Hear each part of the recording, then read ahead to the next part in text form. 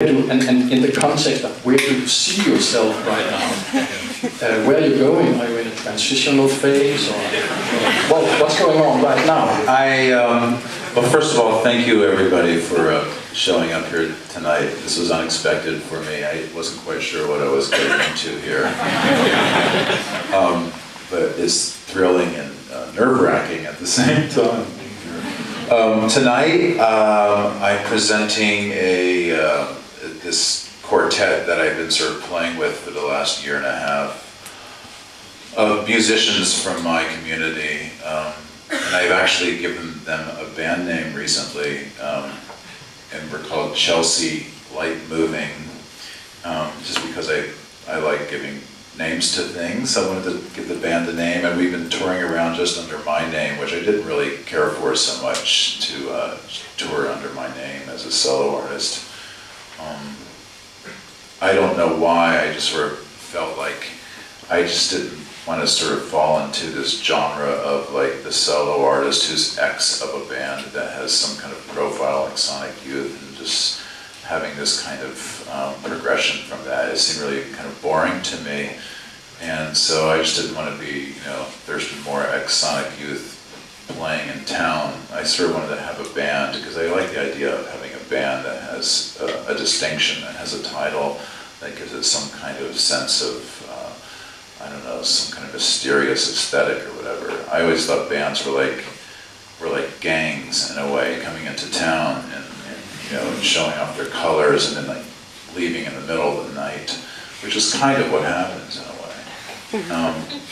So I called this band Chelsea Light Moving, and it created some kind of stir in a way, like, oh, Thurston Moore is a new band, blah, blah, blah. This must be really the end of Sonic Youth, which is, it's not the end of anything, and it's really not the beginning of anything. It was just sort of creating something and to see like what would happen. And what happened was basically a lot of conjecture, but all it is a name. And the name Chelsea Light Moving comes from reading an interview with Philip Glass, the minimalist composer in New York City,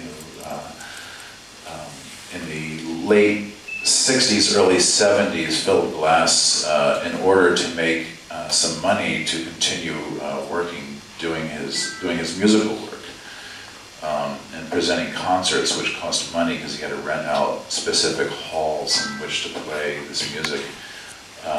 He needed money, and he wasn't really being recognized outside of a very small kind of academic community at the time. He created a moving company, an art moving company. He would rent a van, and then he would put a little ad in the newspaper that he was available to move art, and it was called Chelsea Light Moving.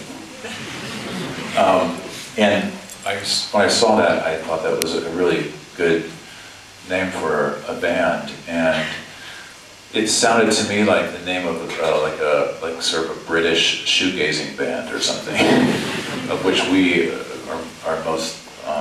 We're definitely not that, and so that's what it's presented tonight. Is this band, and I've been playing music from Demolished Thoughts since that record came out, with a violinist and a harpist, both who play on the record, and another acoustic guitarist and a drummer who did not play on the record, but that was sort of the band. And we played that entire record and other material from some solo records I've done, pretty much exclusively acoustically since that record came out. And then I realized that it cost too much money to travel with a full-sized harp.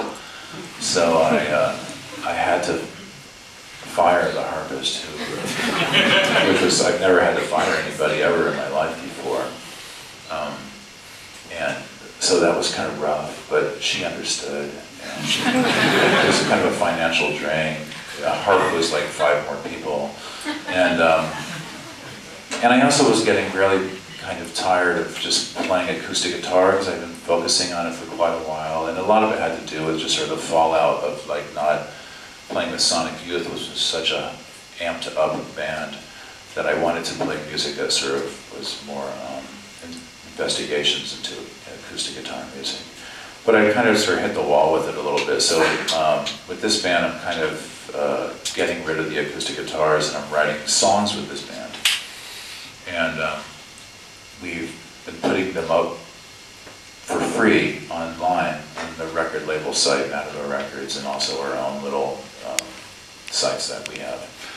And they're free. And we've put up 4 songs so far. One song is called Burroughs, which is a song about William S. Burroughs' last words before he died, where he was ruminating on the emotion of love. And for William S. Burroughs to talk about love is a fascinating thing to begin with, and those were his last words. I can only paraphrase with those last words. I think William Burroughs, you should know this since you did a film and a book on William S. Burroughs, but his last words were what? Please tell us. Love, the only natural painkiller what there is. Love is the only natural painkiller that there is. Yeah, he miswrote that for what? Something to that effect. That was his last words. So this song is inspired by that, and then there's 3 other songs. That's what's being presented tonight. It's sort of half acoustic, half electric. As far as it having any sort of establishing anything, it's really no different than when I was in my early 20s in New York and wanting to be in a band and starting a band. The ambitions are really not that much different because there really is no ambition beyond from getting from one day to the next. And I've always sort of liked working in that situation where it's not such a planned expedition of work, knowing that you are going to work. And the only difference now is that I have much more of this kind of, it's a bit more gracious now because people recognize the work from its history. That's the only difference, is that at first there was no history. So, yeah, but it hasn't changed in too much degree. Okay. You mentioned your early 30s, we can go early 20s, we can go even further.